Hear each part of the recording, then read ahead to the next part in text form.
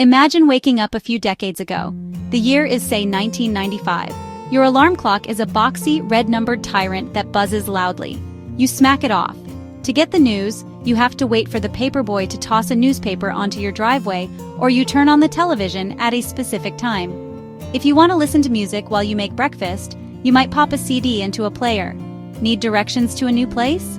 You pull out a giant, foldable paper map from your car's glove compartment. It's a very physical, very manual world. Now, let's fast forward to today, 2025. Your morning is very different. You wake up gently, not to a jarring buzz, but to your smart lights slowly brightening, mimicking a natural sunrise. Your smart speaker, we'll call it a home assistant, softly plays your favorite morning playlist. While you brush your teeth, it reads you the day's top headlines, your calendar appointments, and the weather forecast.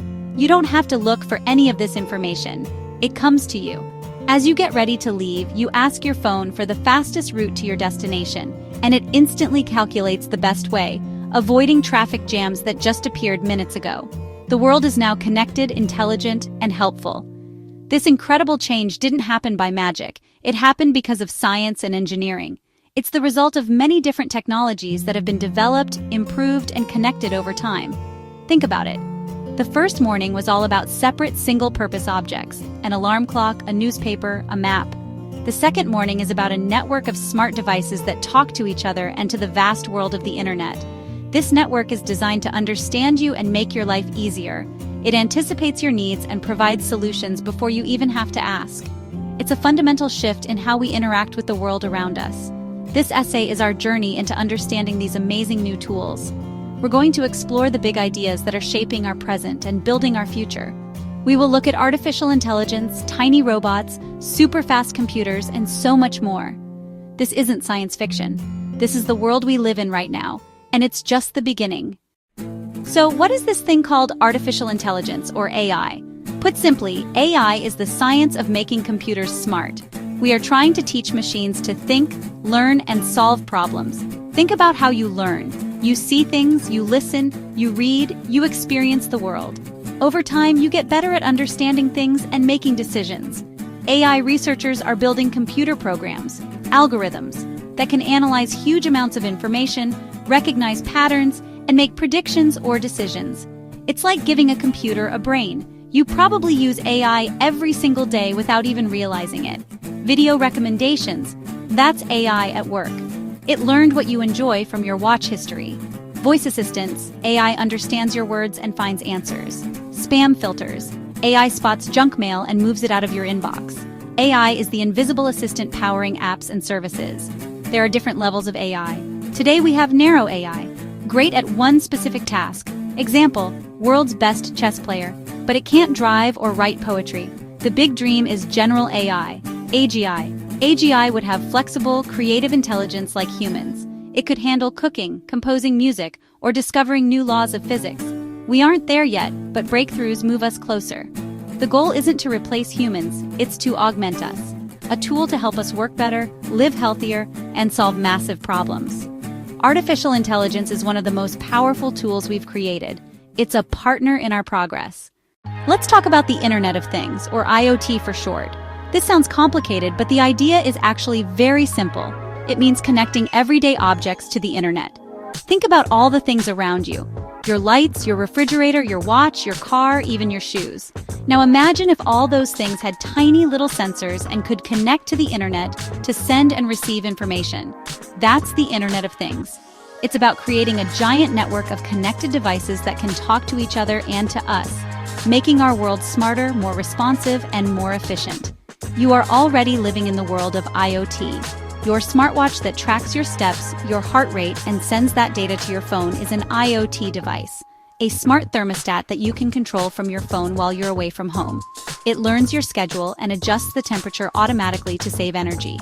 Even some modern cars are packed with IoT sensors. They can alert you if your tire pressure is low, or even call for help automatically if you're in an accident. These devices are collecting data from the real world and using the internet to make that data useful. The real power of IoT comes from the enormous amount of data these devices collect. A single smart factory could have thousands of sensors monitoring every part of the assembly line. These sensors can detect when a machine is about to break down, allowing it to be fixed before it causes a major delay. In agriculture, IoT sensors in the soil can tell farmers exactly which parts of their fields need more water or fertilizer. This helps them save resources and grow more food. It's about making decisions based on real-time, accurate information from the world itself. The Internet of Things creates a digital twin of our physical world. It gives us a new set of eyes and ears everywhere. When you combine this with AI, things get really exciting. The IoT devices collect the data, and the AI analyzes that data to find patterns and make intelligent decisions. For example, traffic sensors, which are IoT, can collect data on how many cars are on the road, and an AI can analyze that data to control the traffic lights, making everyone's commute smoother. The Internet of Things is the nervous system, and AI is the brain. Together, they are making our world come alive with information. Now, how does AI actually get smart? One of the most important ways is through something called machine learning. This is a type of AI where we don't give the computer a strict set of rules to follow. Instead, we give it a whole lot of data and let it learn the rules for itself. It's a bit like how a child learns to recognize a cat. You don't give the child a long list of instructions like, it must have pointy ears, whiskers, and a long tail. You just show them lots of pictures of cats. Eventually, their brain figures out the patterns and can spot a cat every time. Machine learning does the same thing, but with data. Let's take a real-world example. Think about a photo app that can automatically recognize your friends' faces. How does it do that? Engineers train a machine learning model by showing it millions of pictures that have already been labeled with people's names. The model analyzes all these faces, learning the unique patterns of pixels that make up each person's face. It learns the distance between the eyes, the shape of the nose, and other facial features. After seeing enough examples, it gets incredibly good at identifying people, even in new photos it has never seen before. It has learned from experience, just like us. Machine learning is everywhere. When your email service filters out spam, it's using a machine learning model that has been trained on billions of examples of good emails and spam emails. When you use a translation app, it's using a model that has learned the patterns and relationships between words in different languages. Even when you get a credit card fraud alert, it's because a machine learning system has detected a pattern of spending that is unusual for you. The system learned your normal behavior and flagged something that didn't fit. It's a powerful pattern-finding machine. This ability to learn from data is what makes modern AI so powerful. Instead of having to write code for every single possibility, we can let the machine figure it out. This allows us to solve problems that were once considered impossible. We can analyze medical scans to find signs of disease, predict stock market trends, or even create personalized learning plans for students. Machine learning is the engine that drives AI forward. It's not magic, it's just really, really smart math. When we hear the word robot, many of us think of human-like machines from movies. But a robot is any machine programmed to automatically carry out actions. They can be big, small, or in all shapes and sizes. They can sense their environment, process information, and perform a physical task. Robots are the hands and feet of technology. AI is the brain. Robots are the bodies. They turn digital instructions into physical action. Robots handle dangerous, difficult, and boring jobs. In warehouses, you'll see flat puck robots. They slide under shelves, lift them up, and bring items to workers. That saves people miles of walking. In car factories, huge arms weld, paint, and assemble cars non-stop.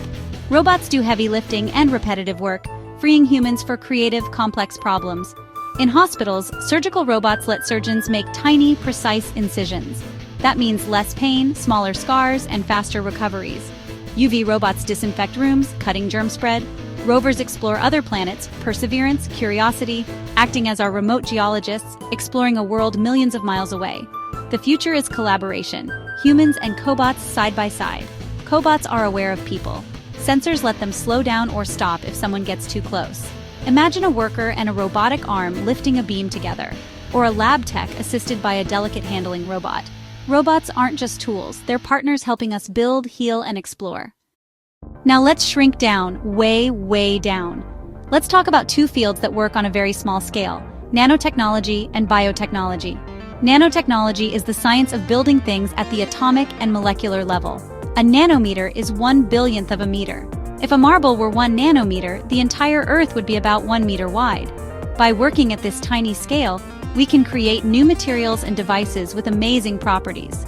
We can change the very fabric of matter and build things from the bottom up, one atom at a time. You are probably already using nanotechnology. Many sunscreens use nanoparticles of zinc oxide or titanium dioxide. These particles don't look white on your skin, but block harmful UV rays. Some clothing is coated with a nanoscale texture that repels water and stains. In electronics, nanotechnology has allowed us to make computer chips smaller, faster, and more powerful. We are manipulating materials at their most basic level to give them superpowers, like being stronger, lighter, or more conductive. Biotechnology is similar, but it focuses on using living systems and organisms to develop new products. It's technology based on biology. For thousands of years, humans have used biotechnology without even knowing it, when we used yeast to make bread rise or bacteria to ferment milk into cheese. Today, modern biotechnology allows us to do much more. Scientists can now edit genes, the instruction manual inside our cells.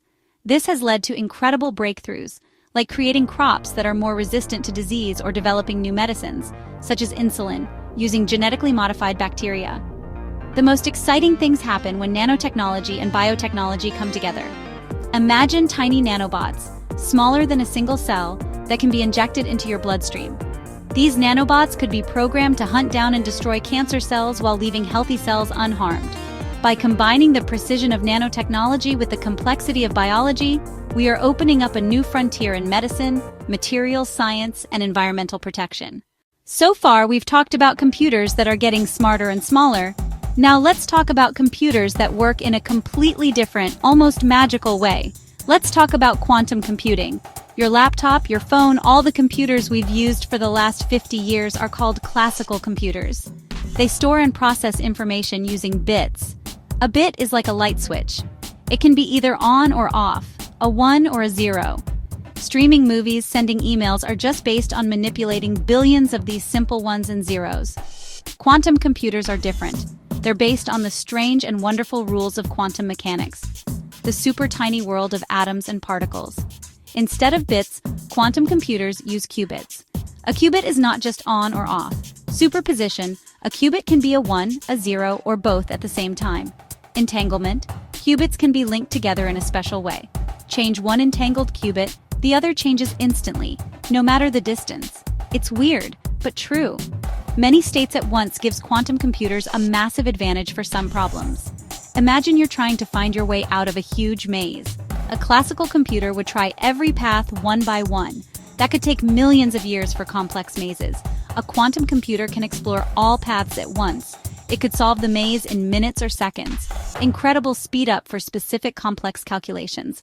Not replacing your laptop for email or browsing. Special tools for special problems. Beyond classical supercomputers. What kind of problems? Discovering new medicines, materials discovery by simulating molecular behavior. Creating new uncrackable codes for cybersecurity.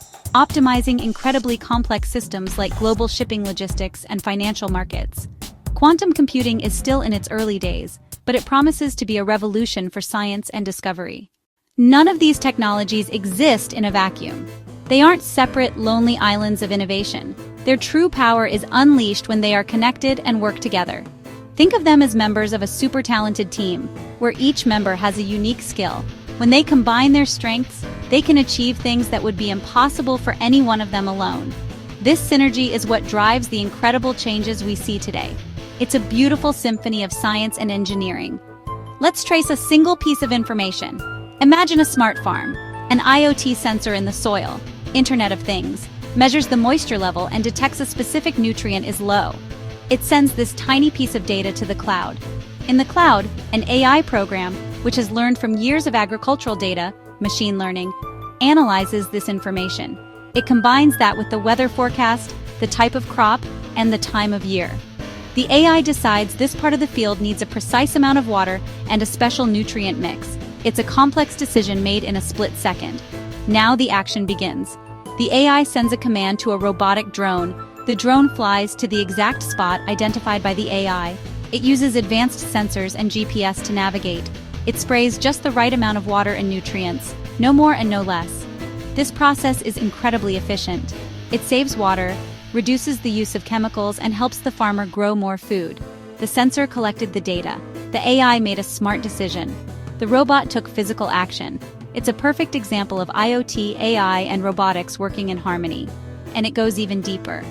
The materials that make up the drone's light, strong body might have been designed using nanotechnology. The special nutrients it sprays might have been developed using biotechnology to be more effective. And in the future, the incredibly complex problem of optimizing the entire world's food supply chain might be solved by a quantum computer. Each technology plays a crucial role, building upon the others. This interconnectedness is the secret ingredient. It's creating a powerful, positive feedback loop where advances in one area accelerate advances in all the others. So, what does this all mean for our future? It means we have more reason to be optimistic than ever before. We are living at a remarkable time in human history. We are building a new generation of tools that are not just powerful, but intelligent. These tools have the potential to help us solve some of the biggest, most daunting challenges facing our planet and our species. Problems that once seemed unsolvable are now within our reach. From climate change to disease to poverty, we have a new set of allies in our quest for a better world. Consider the possibilities. They are truly inspiring. Think about medicine. In the future, healthcare will be truly personal. Wearable IoT sensors will monitor our health 24/7. AI and machine learning will analyze this constant stream of data to predict illnesses before we even feel symptoms. Nanotechnology and biotechnology will allow us to create targeted treatments that attack diseases at the cellular level with minimal side effects. Surgical robots will perform operations with superhuman precision. We are moving toward a future where we don't just treat sickness, but we prevent it, extending not just our lifespan, but our health span, the years we live in good health. Think about our planet. AI can help us optimize our energy grids, making them more efficient and reducing waste. New materials created through nanotechnology could lead to super-efficient solar panels or batteries that can store massive amounts of clean energy. Biotechnology can help us create biofuels or even bacteria that can eat plastic pollution in our oceans. Quantum computers could help us discover new catalysts to pull carbon dioxide directly out of the atmosphere. These technologies give us a fighting chance to create a sustainable, healthy relationship with our home, planet Earth. Science is a process of discovery. It's a fundamentally hopeful endeavor. It's about believing that we can understand the world and through that understanding make it a better place. AI, IoT, robotics, and all the rest. They are not our destiny, but they are powerful tools that we get to shape and direct. The future isn't something that just happens to us. It's something we can all help build. By embracing science, by staying curious, and by working together, we can use these amazing new tools to create a brighter, healthier, and more exciting future for everyone. The world is what we make it. Let's make it a good one.